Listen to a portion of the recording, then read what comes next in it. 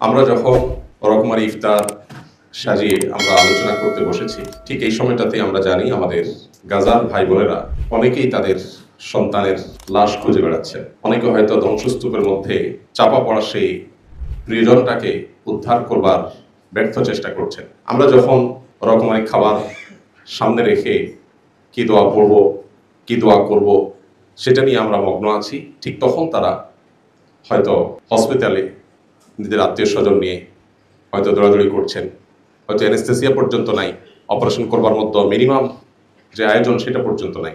আমরা যে দেশে বসবাস করছি, আমাদের এই প্রিয় স্বদেশে, আজকের গাজার মুসলমানদের রক্তচোষা, ফিলিস্তিনি মানুষের রক্তচোষা, সকাল বিকাল শিশুদের রক্ত দিয়ে যারা নাস্তা করে এবং খাবার খায়, নির্লজ্জভাবে যারা যুদ্ধবিরতি ভঙ্গ করে ঠিক 17ই রমজানকে নির্বাচন করে, ঐতিহাসিক বদর দিবসকে নির্বাচন করে ওই দিনের সাহরির সময় আঘাত, এটা পরিকল্পিত। প্রতি বছর আপনারা লক্ষ্য করে থাকলে দেখবেন, গত বছর, তার আগের বছর, তার আগের বছর, টানা কয়েক বছর আমার পরিষ্কার মনে আছে, ঠিক রমজান মাসে আঘাতটা করা হয়। এবং যত যুদ্ধবিরতি ইত্যাদি মুখে বলা হোক না কেন, চির মুনাফিকের পরিচয় দিয়ে তারা মুসলমানদেরকে ঠিক রমজান মাসে, ঈদের দিনে, 17ই রমাদান, এই দিনগুলোকে বাছাই করে করে তারা আঘাত করে। আমাদের এই দেশে সে সকল আঘাতকারী নরপিশাচদের যে সমস্ত আদর্শের ধারকরা আছে, তাদের গলার জোর এত বেশি।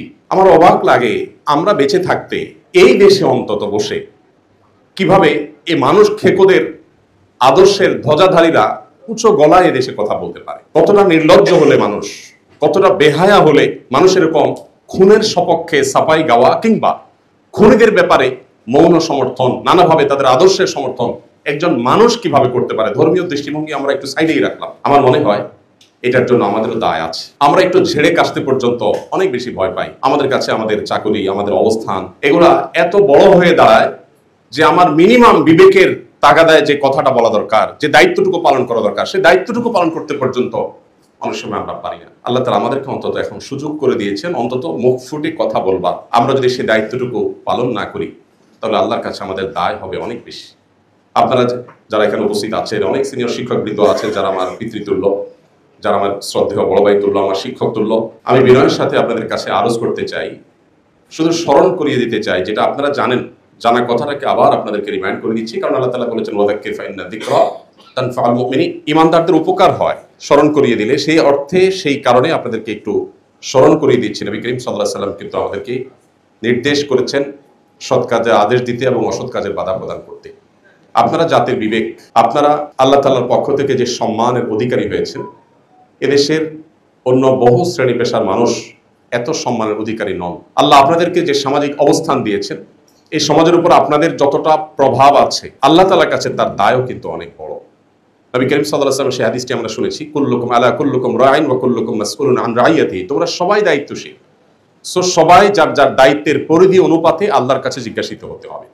যার দায়িত্ব এর পরিধি যত বড় হবে, যার সামাজিক অবস্থান যত বড় হবে, আল্লাহর কাছে তার জবাবদিহিতাটাও তত বড় হবে।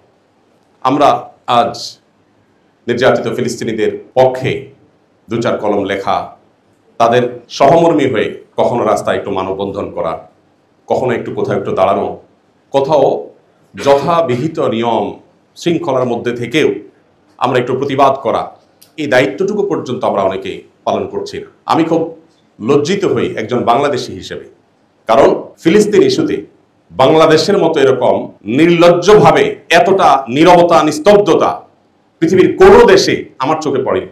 জাপানের মতো দেশে গত বছর ফিলিস্তিনি হামলার সময় আমি টোকিওতে ছিলাম, এত বড় মিছিল, জাপানের মতো দেশে যেখানে মুসলমান এত কম যে সংখ্যা উল্লেখ করবার মতো না, সেখানে এত বিশাল বড় মিছিল, এবং সেখানে বিভিন্ন দূতাবাস ঘেরাও এত চমৎকারভাবে হয়েছে যে আমার দেশে পর্যন্ত হচ্ছে না। এবং সেখানে ইহুদি কোম্পানিগুলো, বিশেষ করে যে ফুড চেইন স্টোর যেগুলো আছে, সেগুলোর সামনে যে পরিমাণ মাছি মারে, এটা আমি নিজের চোখে যেটা দেখেছি। দুর্ভাগ্য, আমার দেশে মানুষের ভিতরে সেরকম কোনো সেন্স পর্যন্ত নাই। আমার মনে হয় জাতিকে জাগাবার দায়িত্বটুকু আপনাদের অন্তত আছে। আপনারা শিক্ষক হিসাবে আপনাদের কলম ধরবার, আপনারা জাতিকে সচেতন করবার যে দায়িত্ব আছে, সেই দায়িত্বটা যদি আপনারা সঠিকভাবে পালন করেন, তাহলে আমরা যারা সাধারণ মানুষ আছি, আমরা ইনশাআল্লাহ আপনাদের পেছনে, আমাদেরকে আপনারা পাবেন এবং জাতিকে আপনারা জাগাতে পারবেন। পৃথিবীর অন্যান্য অমুসলিম দেশগুলোতে পর্যন্ত, এমনকি খোদ আমেরিকাতে পর্যন্ত এই মানব ইতিহাসের ন্যাক্কারজনক বর্বরচিত অসভ্যতা, এটার বিরুদ্ধে সেখানে যেরকম মানুষ ফুঁসে উঠেছে, মানুষ যেরকম রাস্তাঘাটে বের হয়েছে এবং ইহুদি কোম্পানিগুলোকে যেভাবে বয়কট করেছে, আমার দেশে পর্যন্ত সেটা হচ্ছে না। আপনি জান, আমরা এখানে যারা আছি, আমার মনে হয় আমাদের বেশিরভাগ মানুষের বাসা বাড়ি চেক করলে, আমরা নিজেরা যদি নিজের বাসা চেক করি, আমরা দেখতে পাবো আমাদের বেডরুমে, আমাদের টয়লেটে, আমাদের কিচেনে, আমাদের প্রত্যেকটা রুমে ইহুদি প্রোডাক্ট দিয়ে ভরা। আমাদের পেস্ট, আমাদের সাবান থেকে নিয়ে প্রত্যেকটা আইটেমে প্রোডাক্ট, আমাদের ঘরবাড়ি ভরা, আমাদের অফিস আদালত ভরা। অথচ আমার দেশীয় প্রোডাক্ট আছে, একটু মান হয়তো কম হবে, দাম হয়তো একটু বেশি হবে। আমরা অনেক দেশত্ববোধের কথা বলি, কিন্তু আমাদের ব্যবহারিক জীবনে সেটা কোনো ছিটে ফোটা আমরা দেখতে পাই না। আমি বাংলাদেশ বিমানে একবার কোথাও যাচ্ছিলাম, দেখলাম আমাকে কোকা কোলার একটা বোতল দেওয়া হলো। আমি বললাম, কেন কোকা কোলা খাবো? আমি আমার কেরিয়ারে বসে আমি কেন কোকা কোলা খাবো? আমার দেশীয় ড্রিঙ্কস নাই, কেন আপনি সেটা দিবেন না? পরে বললাম, এটা আমি প্রতিবাদ স্বরূপ খেলাম না, আপনি এটা নিয়ে যান, আমাকে সাদা পানি দেন। তো আমাদের দেশে এই কথাগুলো আপনাদের মুখ থেকে উঠে আসা দরকার, আপনাদেরকে বলতে হবে।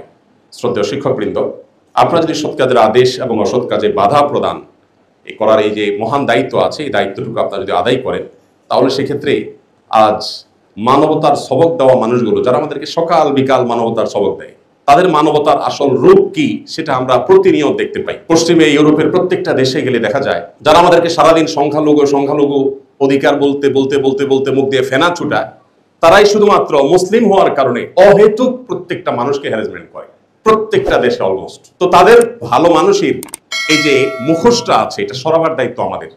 মানুষের কাছে প্রকৃত চিত্র তুলে ধরার দায়িত্ব আমাদের।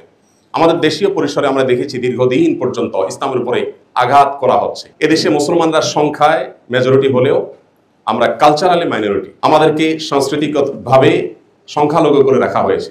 এই দেশে দাড়ি টুপি নিয়ে কিছু মানুষ একত্র হয়ে শুধুমাত্র কোরআন হাদিসের নিরীহ কোনো কথা থাকলে সেগুলো বলবে, সেটাকেও জঙ্গি ট্যাগ দিয়ে হয়রানি করা দেশের নিত্য নৈমিত্তিক একটা কালচারে পরিণত হয়েছে। এবং এখনো পর্যন্ত এক শ্রেণীর মিডিয়া তারা ইসলাম এবং ইসলামিক কৃষ্টি কালচারের প্রতি যে বিমাতা সুলভ আচরণ করে চলেছে, এই কালচারটা আমাদের ভাঙতে হবে। আমাদের বুক থেকে জগদ্দল পাথর সরে গেছে, কিন্তু সাংস্কৃতিক যে যুদ্ধ চাপিয়ে দেওয়া হচ্ছে, মুসলমানরা ইসলামের শিক্ষা যত বেশি শিক্ষিত হবে, ইসলামকে যত বেশি ধারণ করবে, তত বেশি এদেশের সংখ্যালঘুরা যেমন ভালো থাকবে, এদেশের সাম্প্রদায়িক সম্পৃক্তি তত সুন্দর হবে, এদেশে সব দিক থেকে আমরা আশানুরূপ ফল তত বেশি পাবো। কিন্তু দুর্ভাগ্যজনকভাবে ইসলামের প্রতি এক ধরনের ভীতি এমনভাবে সৃষ্টি করা হয়েছে যেন ইসলাম মানে হলো আতঙ্কের নাম, ইসলাম মানে যেন ভয়ঙ্কর কোনো কিছু।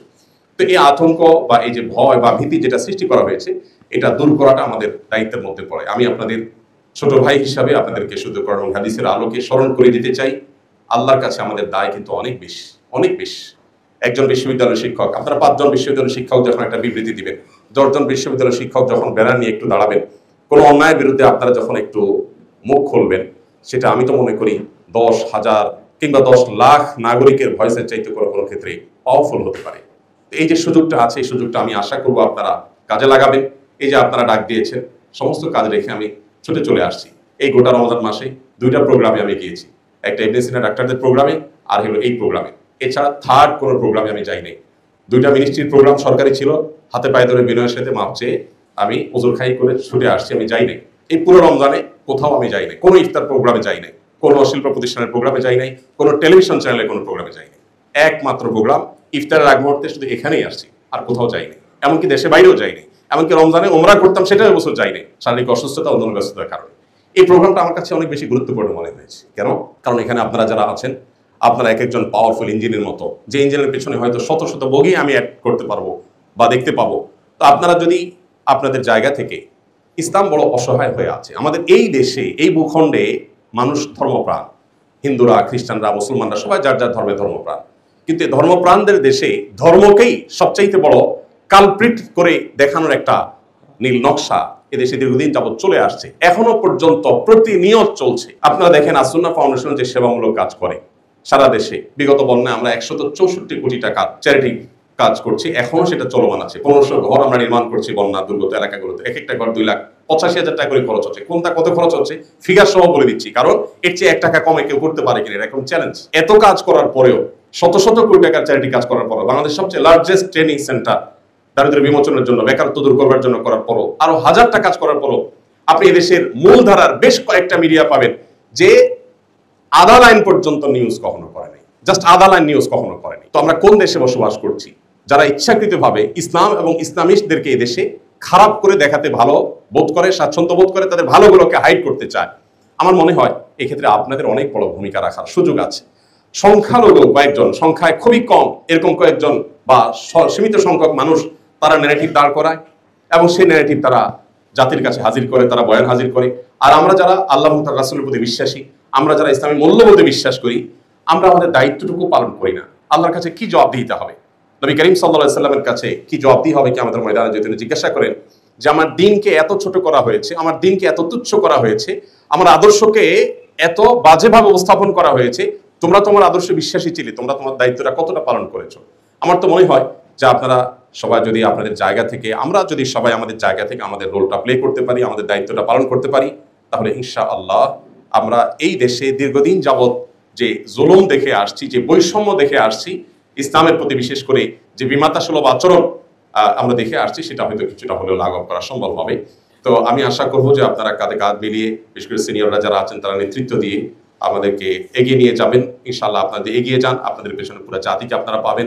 আমরা দেখেছি যে জুলাই আন্দোলনের সময় কিভাবে সারা দেশের মানুষ ঝাঁপিয়ে পড়েছে। দেখুন, দিন শেষে আপনাদের বিশ্ববিদ্যালয়ের শিক্ষার্থী এবং শিক্ষকরা আপনারা নেতৃত্ব দিয়েছেন। আপনারা যখন নেতৃত্ব দিয়েছেন, দেশের ইমাম, মুয়াজ্জিন, সাধারণ মানুষ, রিকশাওয়ালা, খেটে খাওয়া শ্রমিক সবাই কিন্তু ঝাঁপিয়ে পড়েছে। অতএব এভাবে প্রত্যেকটা ক্ষেত্রে আমরা দেখতে চাই যে আপনারা নেতৃত্ব দেন এবং দায়িত্বশীলতার জায়গা থেকে আপনারা ফিরে চলে আসেন। আল্লাহ তাআলা আমাদেরকে সবাইকে তৌফিক দান করুন। আজকের এই চমৎকার আয়োজন করবার জন্য আয়োজকদেরকে আমি ধন্যবাদ জানাচ্ছি এবং আমার আজকের এই আয়োজনে শামিল হওয়াটা আমার নিজের জন্য অনেক বড় সৌভাগ্যের ব্যাপার। কারণ আপনাদের সামনে আমি উপস্থিত হতে পেরেছি, দু চারটা মনের কথা আমি আগোছালো হলে উপস্থাপন করতে পেরেছি, এটা আমার জন্য সৌভাগ্যের বিষয়। ফিলিস্তিন ইস্যুতে আমাদের যেরকম বিশেষভাবে ভয়েস রেজ করা দরকার, আমাদের প্রতিবাদ মিছিল হওয়া দরকার। এদেশে একটা প্রতিবাদ মিছিল গত এই 2-3 বছরেও ফিলিস্তিন ইস্যুতে এত গণহত্যা হলো, সেখানে চোখে পড়ার মতো বা আন্তর্জাতিক মিডিয়ায় আসার মতো একটা বড় মিছিল এখনো পর্যন্ত হয়নি। বিভিন্ন ইসলামী নেতৃবৃন্দের সাথে আলাপ করেছি যে জুমার পরে অন্তত তারা একটা মিছিল বাইতুল কারম থেকে একটা ঐতিহাসিক বড় ধরনের করে মিছিল করতে পারেন কিনা। তো অনুরোধ করেছি, অনেকে চেষ্টা করেছি, দেখা যাক কি দাঁড়ায়। তো আমরা আমাদের জায়গা থেকে অন্তত, আপনারা বিশ্ববিদ্যালয়ের শিক্ষকরা যদি আপনারা একটু দাঁড়ান কোথাও, আপনারা আপনাদের মতো করে দাঁড়ালেন, আপনারা 100 জন 101 জন বিশ্ববিদ্যালয়ের শিক্ষক যদি একটু বিবৃতি দেন, আমাদের মেয়েরা যখন একটু পর্দার জন্য হ্যারাসমেন্টের শিকার হয়, দায়ের জন্য যখন কোনো জায়গায় হ্যারাসমেন্টের শিকার হয়, আমরা যত কথাই বলি না কেন, আপনাদের 10 জন বা 20 জনের একটা বিবৃতি, আপনাদের একটা বক্তব্যের ওজন অনেক বেশি। আমরা দেখি যারা ইসলাম এবং মুসলমানদের প্রতি বিদ্বেষ লালন করে, পান থেকে নুন খসলেই তাদের 101 জনের বিবৃতি দেখি, আমরা 501 জনের বিবৃতি দেখি, নাম সর্বস্ব বিবৃতি আমরা দেখতে পাই। সেখানে আল্লাহ দিনকে ভালোবাসেন, ইসলামী মূল্যবোধকে বিশ্বাস করেন, সেরকম বিশাল বড় জনগোষ্ঠী আমাদের, সেই জনগোষ্ঠীর বেশিরভাগ অংশকে আমরা দেখি তারা চুপ থাকে। আমরা মনে করি ব্যক্তিগত নামাজ রোজা পড়লে বোধহয় আমাদের নাজাত হয়ে যাবে। আমর বিল মারুফ এবং নাহি আনিল মুনকার, সৎ কাজের আদেশ এবং অসৎ কাজের বাধা প্রদান না করলে আল্লাহর কাছে জবাবদিহি করা লাগবে, এই দায়িত্ববোধটা আমাদের অনেকেরই কিন্তু একেবারেই স্মরণ নেই। আমি সেটা আমার নিজেকে স্মরণ করিয়ে দিচ্ছি, আপনাদেরকে স্মরণ করিয়ে দিচ্ছি। আল্লাহ তাআলা আমাদের সবাইকে আমাদের দায়িত্বশীলতার জায়গা থেকে সৎ কাজের আদেশ এবং অসৎ কাজের বাধা প্রদান সর্বশক্তি দিয়ে আমাদের সামর্থ্যের মধ্যে থেকে আল্লাহ তাআলা আদায় করার তৌফিক দান করুন। আল্লাহ আমাদের প্রিয় স্বদেশকে ভালো রাখুন গাজার মুসলমানদের এবং তাদের পর যে অভিশপ্তরা আজ এই বর্বরচিত হামলা চালাচ্ছে, আল্লাহ রাব্বুল আলামিন এই অভিশপ্তদের প্রতি আল্লাহর অভিশাপ বর্ষণের দৃশ্য আমাদেরকে দেখে যাওয়ার তৌফিক দান করুন।